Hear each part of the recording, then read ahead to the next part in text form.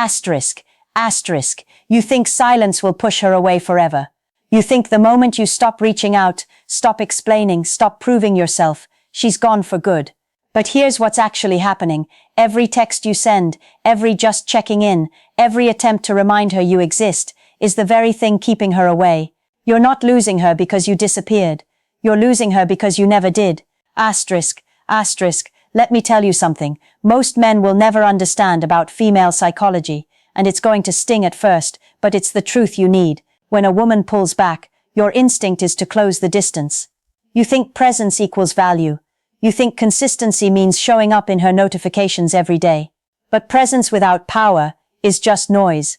And noise doesn't make her miss you, it makes her forget why she was ever drawn to you in the first place. Here's the reality. She will come back. Not maybe, not if you're lucky. She will come back, but only if you understand what actually pulls a woman back versus what pushes her further into indifference. And before we go any further, if you're someone who knows you need these reminders, who knows you slip back into weak patterns when emotions run high, hit that subscribe button right now. Not for me, for you. Because the man you're becoming needs constant recalibration. You need these truths on repeat until they become reflex. So subscribe, because this channel is your checkpoint, and you're going to need it.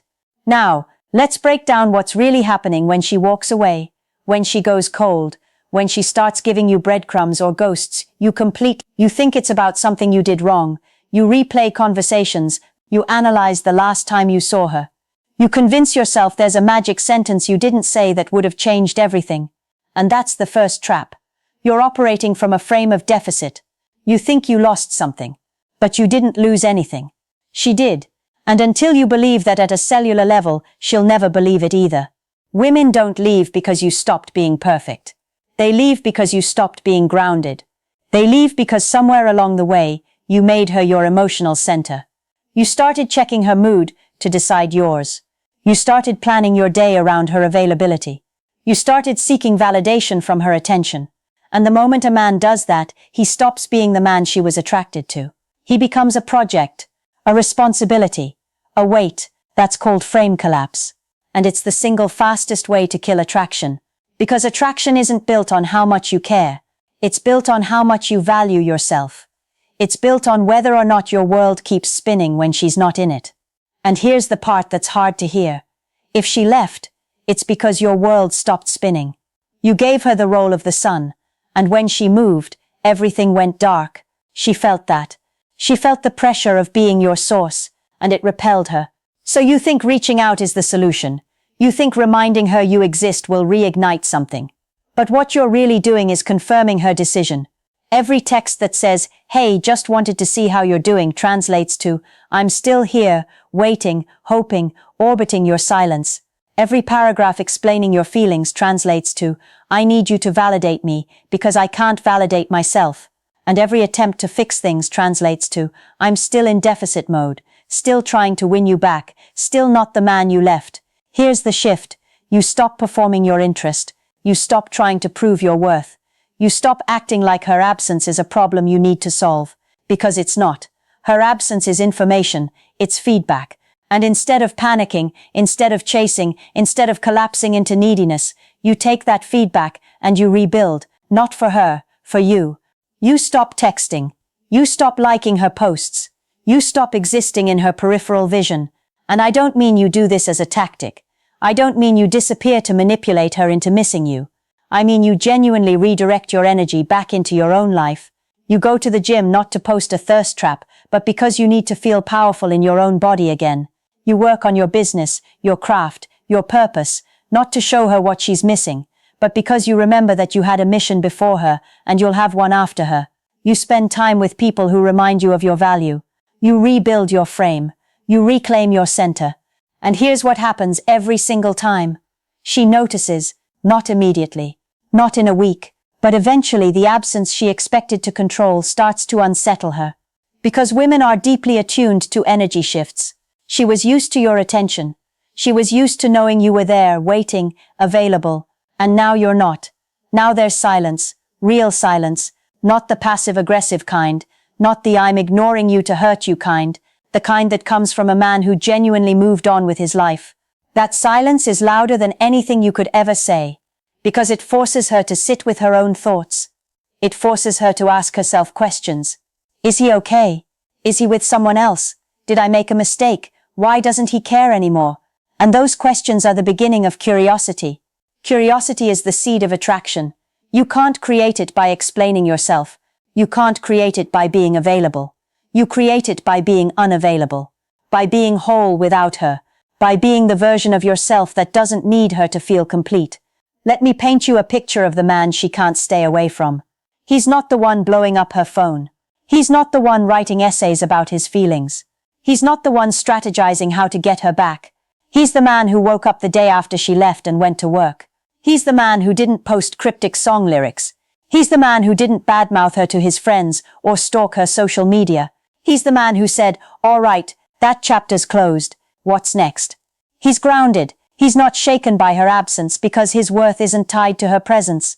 He's got boundaries. He's not going to beg someone to see his value. He knows his value. He's got purpose. He's building something. He's moving towards something. And that forward motion is magnetic, because women are attracted to direction. They're attracted to men who are going somewhere, not men who are stuck, waiting for them to come back and make them whole. This man doesn't hate her. He doesn't resent her. He just doesn't need her. And that detachment, that emotional freedom, is what flips the script. Because now she's not dealing with the guy who was chasing her. She's dealing with a man who has options, a man who has standards, a man who isn't going to accept breadcrumbs or half-hearted effort. And that scarcity, that self-respect, makes her reconsider everything. But here's the critical part. You can't fake this. You can't perform detachment while secretly hoping she notices. You can't post gym selfies and new outfits and living my best life content while checking to see if she watched your story. That's still operating from her frame. That's still seeking her validation. Real detachment means you stop caring about the outcome. You stop caring if she comes back. You stop caring if she sees. You do the work for you. You rebuild for you. And if she comes back, great. If she doesn't, great, because either way you're solid. Now let's talk about what you actually do. Step 1. You cut all contact. Completely. No one last conversation. No closure text. No checking in as friends. You remove the option. You remove yourself from her world. And you do it cleanly. Block if you need to. Mute if that's easier.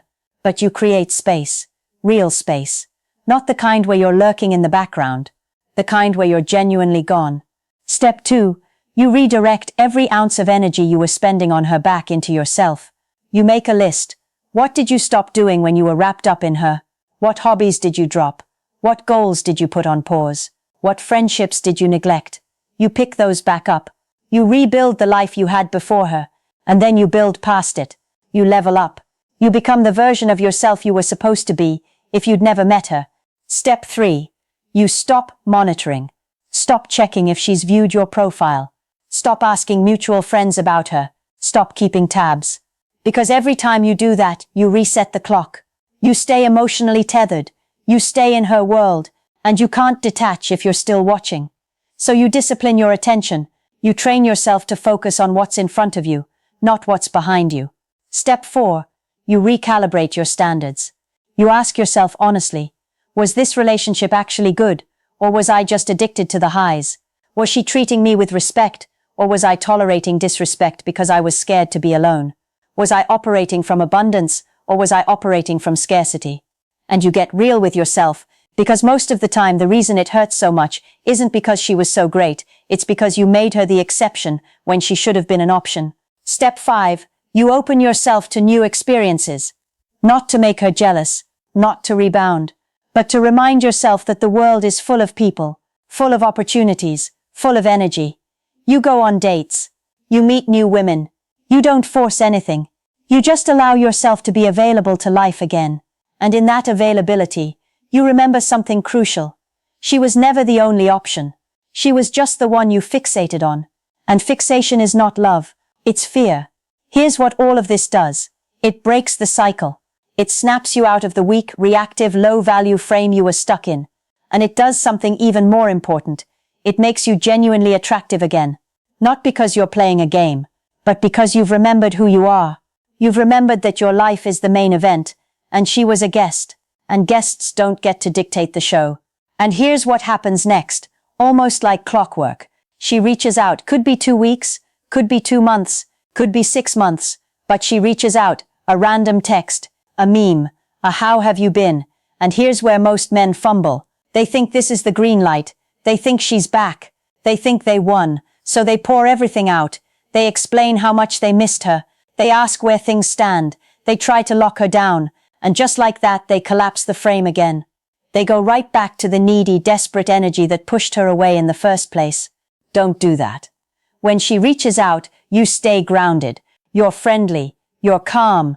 But you're not available. You don't chase the conversation. You don't ask a million questions. You don't try to reignite anything. You respond, and then you go back to your life. Because your life is full now. Your life is interesting now. You're not sitting around waiting for her to come back. You've moved on, and that's not a strategy, that's just the truth. And she feels it. And that's what makes her work for it. That's what makes her start wondering if she can even get you back. That's what shifts the power dynamic. Because now you're not the guy who was waiting. You're the guy who rebuilt. You're the guy who's thriving. You're the guy she realizes she actually lost. And loss is a powerful motivator. It wakes people up. It makes them see what they took for granted. But only if the loss is real. Only if you actually moved on. So let me be clear. This is not about playing games. This is not about punishing her or making her suffer. This is about you reclaiming your value.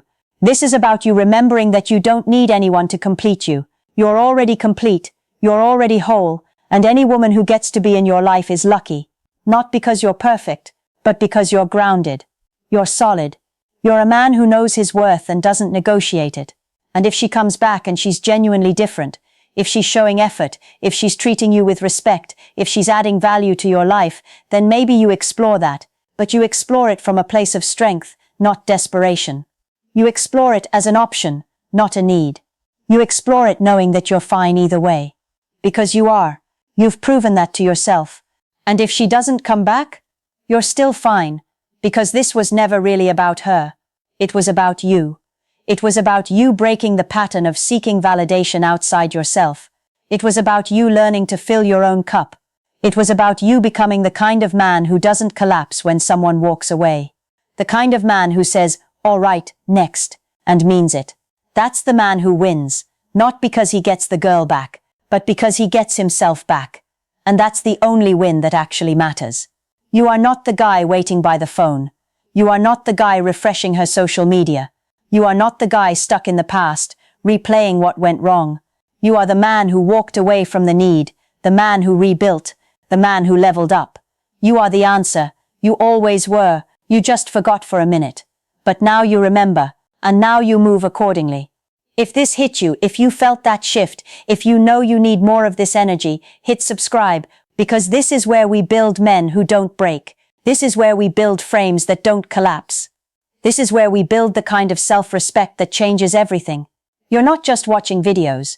You're joining a brotherhood of men who refuse to settle for weakness.